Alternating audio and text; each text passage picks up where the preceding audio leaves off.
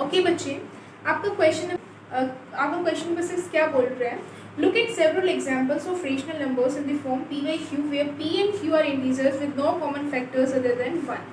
देखिए, आपको बोल रहे हैं कि p by q के बहुत सारे आपने एग्जांपल्स देखे होंगे, रेशनल नंबर्स के बहुत सारे एग्जांपल्स आपने देखे होंगे जहाँ पे q इक्वल टू 0 नहीं होना चाहिए और जो p और q है, जो आपका p और q है उसमें कोई कॉमन फैक्टर नहीं होना चाहिए, नो एनी कॉमन फैक्टर, खाली एक वन ही कॉमन फैक्टर हो। इससे कॉमन फैक्टर का फंडा क्या समझाना चाह रहे हैं? फॉर एग्जांपल अगर आपको दे दिया जाए 17/2 दे दूँ, 17/2 का मतलब क्या है? इसमें कुछ कॉमन फैक्टर नहीं है। 17 को मैं खाली 17 × 1 ही लिख सकती हूँ और 2 को मैं 2 × 1 ही लिख सकती हूँ, तो इन दोनों में कॉमन फैक्टर खाली 1 ही है। 1 कॉमन फैक्टर चल जाएगा, इसके अलावा कोई कॉमन फैक्टर भी नहीं होना चाहिए। तो कुछ इस टाइप की टर्म्स के बारे में बात कर रहे हैं, ठीक है ना। नाउ हमें क्या बताया गया कि क्या आपने कभी नोटिस किया है कि कुछ क्यू कुछ प्रॉपर्टी फॉलो करेगी आपने, अगर उसको टर्मिनेटिंग बनाना है ना, टर्मिनेटिंग डेसिमल रिप्रेजेंटेशन के लिए क्यू को कुछ प्रॉपर्टी सेटिस्फाई करनी होती है, ठीक है। क्यू मतलब डिनोमिनेटर में क्या प्रॉपर्टी लग रही है। अगर मैं किसी टर्म को, इस टर्म को अगर मैं टर्मिनेटिंग बोलूँ तो इसमें कुछ ना कुछ प्रॉपर्टी सेटिस्फाई हो रही होती है, ओके। तो देखिए क्या प्रॉपर्टी है, देखिए बच्चे, टू या terminating decimal expansion, terminating decimal expansion, किसी भी टर्म को अगर टर्मिनेटिंग डेसिमल एक्सपेंशन होना है या बनाना है उस टर्म को, तो उसके लिए क्या कंडीशन क्या होनी चाहिए? तो देखिए बच्चे, देखिए P में आपको मैंने बता दिया कि P और Q में कोई कॉमन फैक्टर नहीं होना चाहिए। पहला पॉइंट तो क्या हो गया? No common factor, no common factor, ठीक है। दूसरा पॉइंट क्या बनेगा इसमें? जो Q है, Q किस टाइप का होना चाहिए? Q में आप 2 की पावर एनीथिंग ले लो, 2 की पावर n हो जाए, या फिर Q में 5 की पावर n हो जाए, या फिर दोनों आ जाए।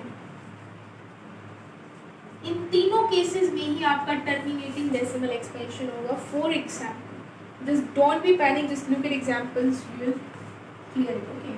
तो देखिए, जैसे कि आपको गिवन है 1/4 दे दिया, तो क्या आप इसको टर्मिनेटिंग डेसिमल एक्सपेंशन बोलेंगे? बिल्कुल बच्चे, टर्मिनेटिंग डेसिमल एक्सपेंशन होगा। क्यों? पहली बात तो इसमें कोई कॉमन फैक्टर है क्या? नहीं है कॉमन फैक्टर। दूसरी बात, इसमें आप एक चीज़ नोटिस कर सकते हैं, मैं 4 को क्या लिख सकती हूँ? 2 का स्क्वायर लिख सकती हूँ। यहाँ पे n की वैल्यू क्या आ गई? 2। तो ये तो बनना चाहिए, मैंने बोला था ये अगर कंडीशन है तो आपका टर्मिनेटिंग होगा, तो 1/4 को मैं टर्मिनेटिंग बोल सकती हूँ, ओके। ऐसे ही एग्जाम्पल नंबर इसमें सेकंड देखेंगे। क्या मैं 1/1 की जगह और कुछ भी आ सकता है, लाइक 7 ले लीजिए। ऊपर वाले से मुझे कुछ फर्क नहीं पड़ना, बस कॉमन फैक्टर बताने देना, ठीक है। इतना फर्क रख लेना और कुछ फर्क नहीं पड़ना इसमें, ठीक है। लाइक अगर मैं 125 दे दूँ, क्या ये टर्मिनेटिंग होगा? ऑब्वियसली होगा बच्चे।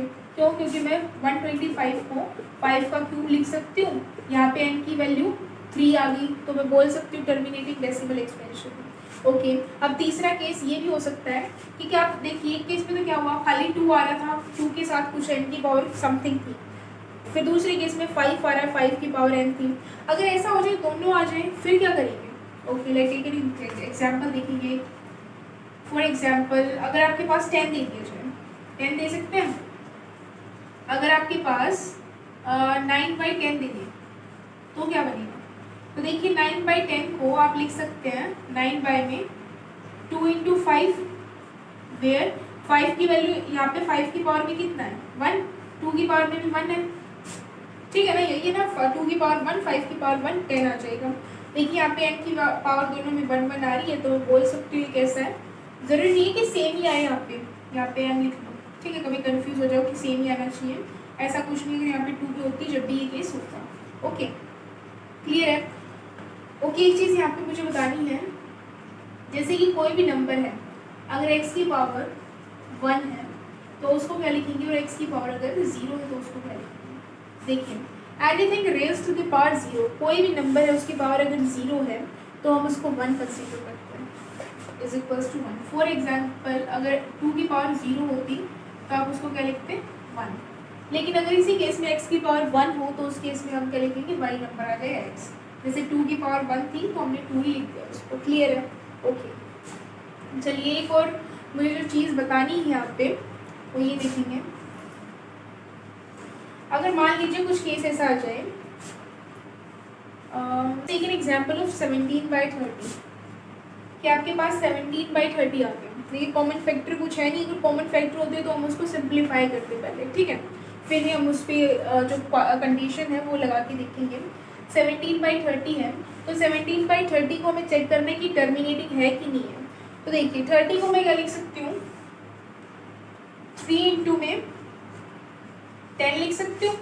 30 को कॉमन फैक्टर है नहीं कुछ, 3 इंटू 10 लिख दिया। अच्छा 3 इंटू 10 लिख दिया तो आप देख सकते हैं इसको कि 10 का हमें क्या पता है, 2 इंटू में 5, दोनों की पावर 1 बना रही है, ठीक है। लेकिन आप यहाँ पे एक चीज़ नोटिस कर सकते हैं, जो मैंने 3 कंडीशंस आपको बताई हैं। देखिए मैंने आपको 3 कंडीशन बताई कि यहाँ पे एक तो ये चीज़, एक ये, या फिर ये, कि इन तीनों केसेस अगर ये तीनों में से किसी एक भी कंडीशन आ रही है, कोई भी कंडीशन आ रही है, तो मैं बोल दूँगी कि वो टर्मिनेटिंग है। लेकिन आप इस केस में क्या देख सकते हैं बच्चे कि यहाँ पे कोई भी कंडीशन तीनों में से सेटिस्फाई नहीं हो रही। अगर तीसरी को देखूँ तो यहाँ पे क्या बोला गया, 2 हो या फिर 5 हो, इनके पावर में कुछ चल जाएगा, लेकिन कोई एक्स्ट्रा एलिमेंट नहीं होना चाहिए। यहाँ पे आप देख सकते हैं कि एक्स्ट्रा एलिमेंट 3 आ रहा है, तो इस 3 की वजह से हम बोलेंगे कि ये क्वेश्चन, ये जो आपकी टर्म है ये टर्मिनेटिंग नहीं होगी। ठीक है, समझ में आया कैसे हुआ? ये एक प्रॉपर्टी है, इसको याद रखिए, आगे आपको क्वेश्चंस अगर ऐसे कुछ दे तो आपको हेल्प करेगी। ठीक है, okay, you will take screenshot.